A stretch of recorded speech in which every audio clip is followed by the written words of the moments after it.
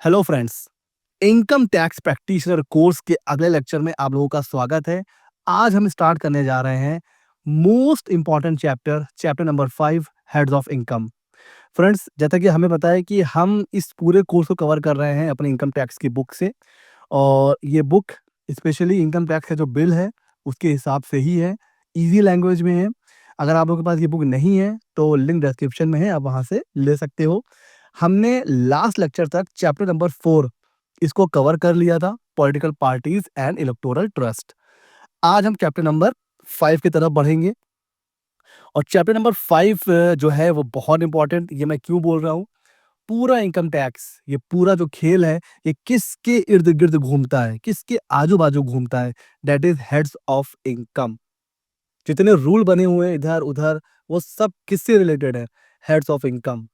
अभी financial year and हुआ है, फिर अभी हम आईटीआर फाइल करेंगे, तो उससे पहले अपनी पूरी इनकम को कंप्यूट करेंगे। तो कैसे करेंगे?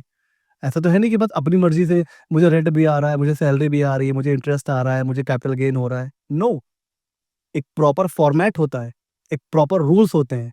वो सब कुछ कहाँ पर लिखे हुए हैं? सर, वो सब लिखे हुए हैं चैप्टर नंबर 5 में as per new income tax bill. उसमें अलग-अलग क्लॉज़ में ये सारी चीज़ें डिफाइन है। जब ये नया बिल आ रहा था, तो ऐसा बोला जा रहा था कि जो हेड्स है उसमें चेंज होगा। हो सकता है हेड्स बढ़ जाएँ या कम हो जाएँ, बट ऐसा कुछ भी नहीं हुआ। हेड जो है वो 5 ही हैं, बस पहले वो सेक्शन वाइज़ डिवाइड थे, अभी वो क्लॉज़ वाइज़ डिवाइडेड है। तो चैप्टर नंबर 13 हमें हेड्स ऑफ इनकम के बारे में बताता है। पहला है salary, income from salary. Clause 15 से 19 कवर करेगा सैलरी के बारे में। क्लॉज़ 20 से 25 हम देखेंगे हाउस प्रॉपर्टी। 26 से 66 सबसे ज़्यादा क्लॉज़ पीजीबीबी में है और सबसे लेंदी और कॉम्प्लिकेटेड जो हेड होता है इनकम का, वो भी होता है PGBP, profit and gains for of business and profession. फिर आता है अपना कैपिटल गेन 67 से 91 और फिर आता है इनकम फ्रॉम अदर सोर्स।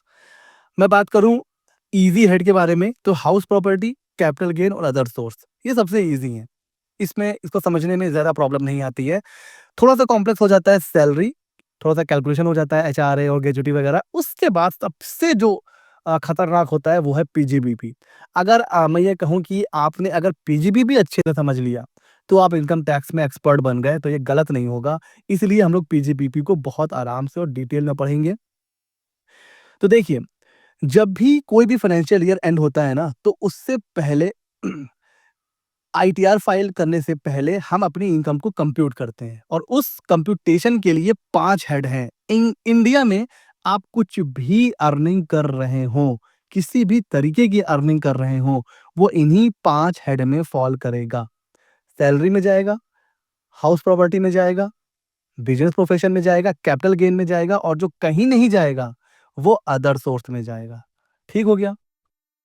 अब आईटीआर फाइल करने से पहले हम लोग देखते हैं भाई हमारी इनकम कहाँ-कहाँ से हो रही है। सैलरी से हो रही है या हाउस प्रॉपर्टी से, पीजीबीपी से, कैपिटल गेन से या अदर सोर्स से। सबसे हो रही है तो हम लोग लिख लेते हैं। फिर जब हम इसको ऐड करते हैं तो ये हमसे क्या कहता है ग्रॉस टोटल इनकम। और ये सारे हेड में जब हम इनकम कंप्यूट करते हैं तो हर हेड का अपना अलग रूल है, स्ट्रक्चर है। अलग-अलग डिडक्शंस हैं, अलग-अलग एग्जम्पशन है, अलग-अलग कैलकुलेशन के मेथड हैं। तो ये सब अलग-अलग क्लॉज़ में डिफाइन है जिसको हम लोग डिटेल में पढ़ेंगे। तो जब हम इन पाँचों हेड को ऐड कर लेते हैं, तो ये हमारी आ जाती है ग्रॉस टोटल इनकम। अब इसमें से अगर कोई डिडक्शन है, कोई एग्जम्पशन है तो वो हट जाती है। फिर जो बचता है, उसके ऊपर अपन कैलकुलेट करते हैं इनकम टैक्स। चाहे ओल्ड हो या न्यू रेज़ीम हो, वो हम लगाते हैं। फिर अपना सरचार्ज और सेस वगैरह तो टोटल टैक्स पेबल आ जाता है। इसीलिए मैं कह रहा हूँ कि ये जो चैप्टर बहुत इंपॉर्टेंट है बिकॉज़ पूरा इनकम टैक्स डिपेंड किसके ऊपर है कि आपको भैया आईटीआर फाइल करना है और आईटीआर फाइलिंग किसके ऊपर डिपेंड है, वो डिपेंड है कंप्यूटेशन ऑफ इनकम के ऊपर। तो ये हेड हम अच्छे से समझेंगे इस चैप्टर में, हम लोग डिटेल में जाएँगे, जिससे जब हम कंप्यूटेशन बनाएँ, चाहे अपना या अपने क्लाइंट का, तो हमसे कोई गलती ना हो जाए। अच्छा सर, अगर हम लोग चलें चैप्टर नंबर 5 में, तो चैप्टर नंबर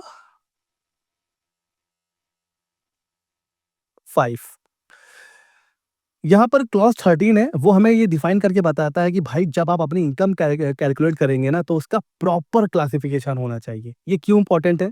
अगर आपने इनकम सैलरी से हो रही है और गलती से आपने उसको अदर सोर्स में दिखा दिया, या इनकम तो कैपिटल गेन से हो रही है, दिखा दिया आपने अदर सोर्स में, या इनकम पीजीबीपी से हो रही है, दिखा दिया आपने कैपिटल गेन में। अगर आपने प्रॉपर क्लासिफिकेशन नहीं किया ना और आईटीआर फाइल कर दिया, तो वहाँ से डिफेक्टिव आईटीआर का नोटिस आ जाता है। और डिफेक्टिव आईटीआर का नोटिस ऐसा होता है, ये माना जाता है कि आपने आईटीआर फाइल ही नहीं किया। आपको दोबारा आईटीआर फाइल करना पड़ता है। और अगर आपने इग्नोर कर दिया, तो भाई ये माना जाएगा आपने आईटीआर ही नहीं फाइल करा है, पेनल्टी भी लग सकती है नॉन फाइलिंग की।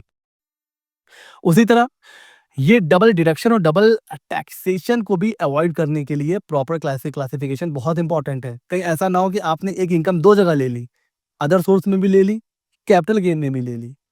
तो इससे क्या होगा, एक ही इनकम पर 2 बार टैक्स आप पे कर दोगे और डिडक्शन भी आपको 2 बार नहीं लेना है। पता चल रहा है आपको जितना टैक्स पे करना है उतना आपने ना पे करके कम टैक्स पे करा, तो ये भी प्रॉब्लम है। तो क्लॉज़ 13 हमें हेड के बारे में बताता है कि भाई 5 हेड हैं, उसके जो कंप्यूटेशन रूल है, उसके हिसाब से भैया आपको क्या करना है, कंप्यूटेशन प्रिपेयर करना है। तो कहानी शुरू होगी क्लॉज़ 15 से और कहानी एंड होगी क्लॉज़ 95 पे। अलग-अलग हेड है। अगर मैं बात करूँ कि क्या सर कुछ चेंज हुआ है इनकम टैक्स का जो एक्ट है 1961, तो येस चेंज हुआ है। लेकिन अगर मैं कहूँ कि क्या कोई बहुत बड़े चेंजेस हुए हैं, तो नहीं। ऑलमोस्ट 97-98% चीज़ें कॉमन हैं। बस हाँ, वहाँ सेक्शंस थे और यहाँ पर क्लॉज़ है।